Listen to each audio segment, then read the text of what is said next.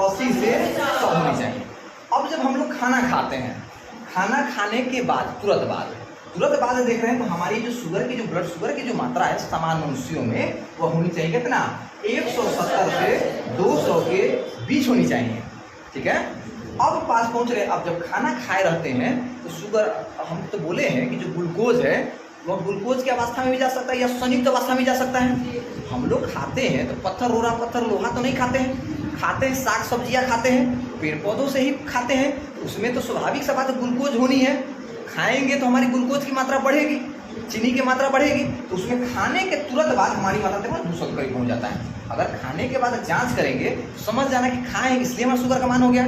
2-3 घंटे के बाद क्या होता है, फिर जांच करना है तो देखना यह रहनी चाहिए सामान्य स्थिति कितना, 120 से 140। ये यहाँ तक ठीक है। अब जांच क्या होता है देखना, डॉक्टर जिसके पास मतलब कि अब शुरुआती दौर में जिसको ब्लड शुगर हुआ रहता है उस समय जो बासी रहता है, तो बासी के समय अर्थात बिना खाए हुए समय में उसकी जो फास्टिंग के समय रहता है 101 से कितना रहता है, 125। ठीक है, खाना खाने के बाद सीधा 200 के पार, ठीक है, डबल शतक मारता है। 190 से पास पहुंचे कितना, 200 से खतरनाक स्थिति में हो जाता है। अब तीसरी नंबर के पास पहुंच रहे हैं 140 से पहुंच रहे हैं कितना, 160। 2-3 घंटा बाद अब हो ही जाता है, क्या हो जाता है, डायबिटीज हो जाता है।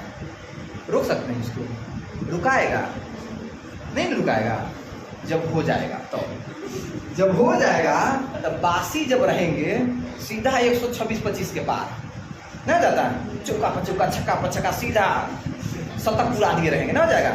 और 150 शतक पर चले जाएंगे ना, हो जाएगा। बासी में 150 शतक मार दिए, खा पी के तब छक्का मारेंगे, घुमा के मारेंगे, ताकत ना आ जाएगा, एनर्जी नहीं प्राप्त होगा शुगर से, ताबड़ तोड़ छक्का मारेंगे 300 के पार, ट्रिपल शतक हो जाएगा।